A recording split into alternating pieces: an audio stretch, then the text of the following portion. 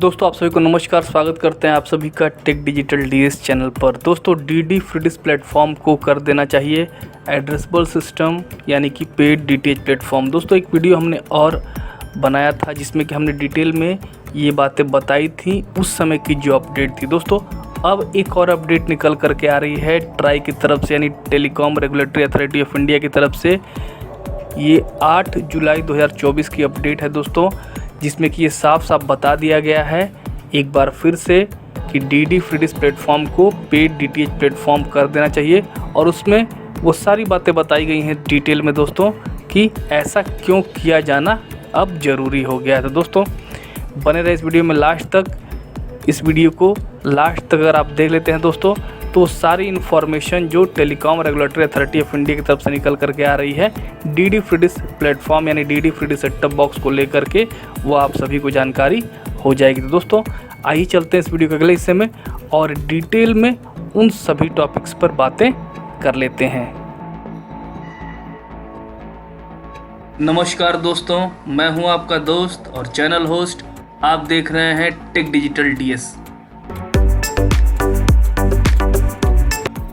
दोस्तों आ गए हम इस वीडियो के अगले हिस्से में। तो telecom regulatory authority of India की तरफ से 8 जुलाई 2024 को दोस्तों जो अपडेट है वो सामने स्क्रीन पे आप देख सकते हैं। Recommendations on listing of television channels in electronic programme guide and upgradation of DD free dish platform to an addressable system. दोस्तों ये एंड के बाद का जो पोर्शन वो आप साफ साफ देख सकते हैं, पढ़ सकते हैं, समझ सकते हैं। दोस्तों ये पूरा नोटिफिकेशन, पूरा डॉक्यूमेंट ट्राई के ऑफिशियल वेबसाइट पर उपलब्ध है। दोस्तों 8 जुलाई 2024 का ये लेटर है जिसमें कि साफ साफ बता दिया गया है ट्राई की तरफ से कि डीडी फ्री डिश प्लेटफॉर्म को पेड डीटीएच प्लेटफॉर्म यानी एड्रेसेबल सिस्टम किया जाना चाहिए। तो दोस्तों और क्या क्या बातें हैं, चलिए जैसे जैसे हम वीडियो के अगले हिस्सों में आगे बढ़ते जाएंगे वहाँ पर आपको साफ साफ इन्फॉर्मेशन समझ में आती जाएगी। दोस्तों इस वीडियो को लास्ट तक आपको ज़रूर देखना है। दोस्तों अब आइए यहाँ पर देखते हैं दोस्तों पेज नंबर 9। जब आप इसका पढ़ेंगे तो उसमें साफ साफ लिखा है स्ट्रक्चर ऑफ द डॉक्यूमेंट, और उसमें बताया गया है based on the written comments received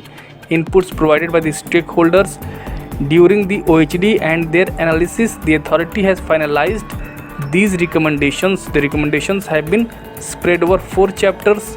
Chapter 1 provides the introduction, Chapter 2 discusses the issue related to the listing of channels in electronic program guide, and Chapter 3 discusses the roadmap for upgradation of DD free dish to an addressable system. Chapter 4 summarizes the authorities recommendations on the subject. Chapter 3 आप देख सकते हैं दोस्तों यहाँ mention किया गया है discusses the road map for upgradation of DD free dish to an addressable system. Chapter 3 में ये बातें की गई पेज नंबर 9 पे, जो ये डॉक्यूमेंट रिलीज किया गया है ट्राई की तरफ से, जिसमें कि साफ साफ बता दिया गया है कि डीडी फ्री डिश प्लेटफॉर्म को अब पेड डीटीएच प्लेटफॉर्म किया जाना चाहिए। तो दोस्तों जो भी रिकमेंडेशंस ट्राई करता है दोस्तों वो कंसल्टेशन पेपर पहले रिलीज करता है, उसमें वो सभी प्रश्न रखे जाते हैं जो स्टेक होल्डर्स हैं उनके लिए। फिर जब स्टेक होल्डर्स की तरफ से कमेंट्स आते हैं उन्हीं का रिज़ल्ट समरी बना करके ट्राई रिकमेंड करता है, जो ट्राई को भी सही लगता है, जो मेजॉरिटी ऑफ स्टेक होल्डर्स का मानना होता है वो रिकमेंड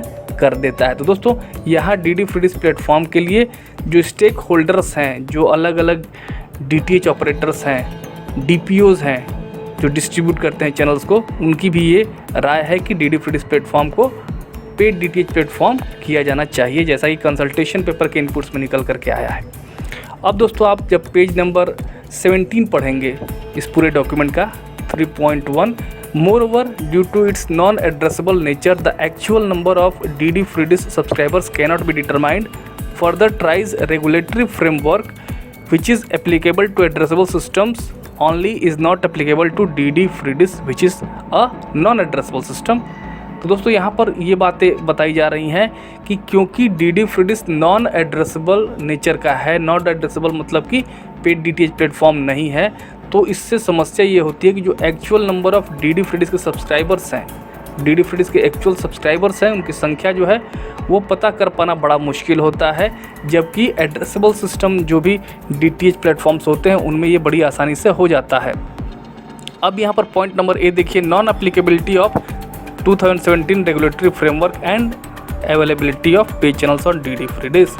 अब ये बातें हैं दोस्तों कि यहाँ पर क्योंकि ये एड्रेसेबल सिस्टम नहीं है, तो 2017 का रेगुलेटरी फ्रेमवर्क जो ब्रॉडकास्टिंग एंड केबल सेक्टर के लिए है वो भी D D free dish platform पर अप्लाई नहीं होता है। तो दोस्तों ट्राई ने ये सुझाव दिया है, या यूँ कह लें ये रिकमेंड किया है कि जैसे ही एड्रेसेबल सिस्टम हो जाता है D D free dish platform, तो ये जो 2017 का रेगुलेटरी फ्रेमवर्क है ये D D free dish platform पर भी एप्लीकेबल किया जा सकता है, और उसमें वो सभी बातें हैं जो कि इन्हेंस करेंगी D D free dish platform को।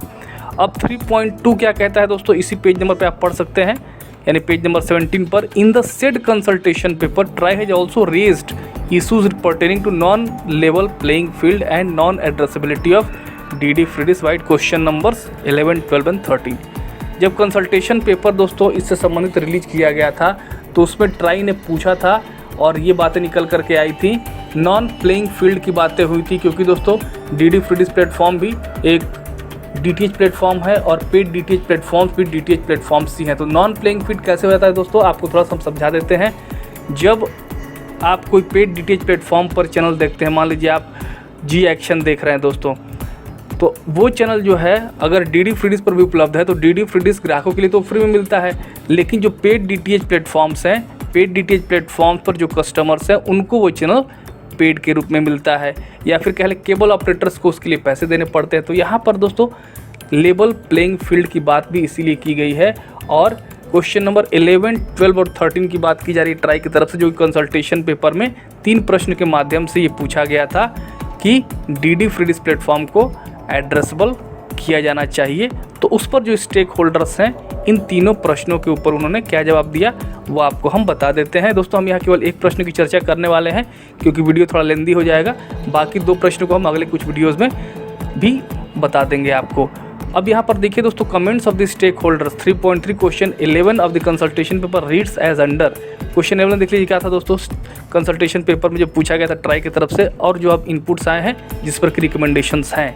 क्वेश्चन था, should tariff order 2017 interconnection regulations 2017 and quality of service regulation 2017 made applicable to non addressable reception platform such as DD free dish also.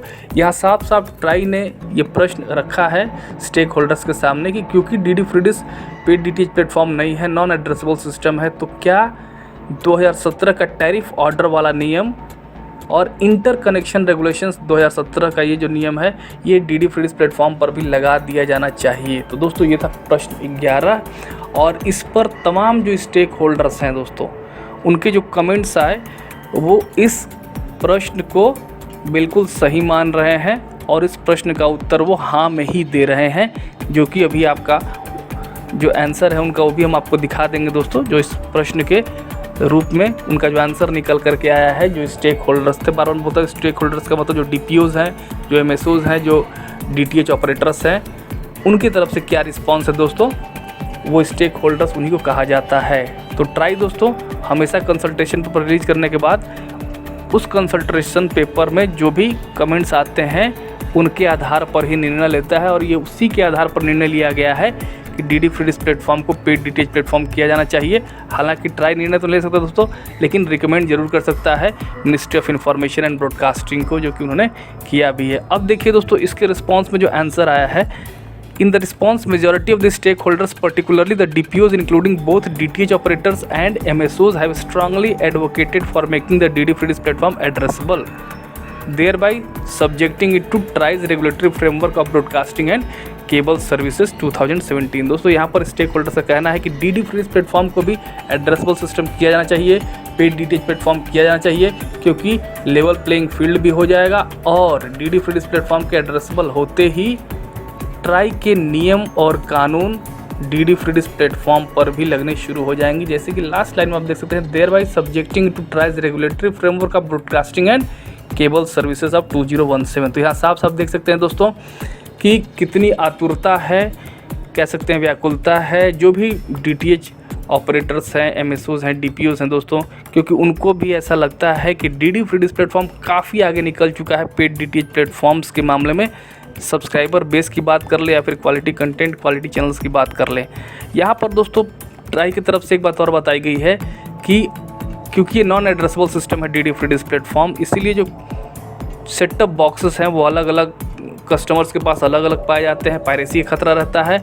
और यहाँ तक भी बातें की गई हैं कि जो paid channels D free dish platform पर दिखाए जाते हैं वो ही पेड चैनल्स जो अन्य DTH ऑपरेटर्स हैं और केबल ऑपरेटर्स हैं वहाँ पर पेड के रूप में दिखाए जाते हैं। तो नॉन लेवल प्लेइंग फील्ड या लेवल प्लेइंग फील्ड कह लें, तो इसकी भी बातें ट्राई की तरफ से की गई हैं। कुल मिलाकर के दोस्तों वो पूरी तरीके से आधार यानी कह लें कि जो रिस्पॉन्सेज हैं स्टेक होल्डर्स के, उसके आधार पर ये बातें कर रहे हैं। उम्मीद करता हूँ ये इन्फॉर्मेशन आप सभी को पसंद आई होगी। वीडियो अच्छा लगा वीडियो लाइक करिएगा, चैनल सब्सक्राइब जरूर कर दीजिएगा दोस्तों।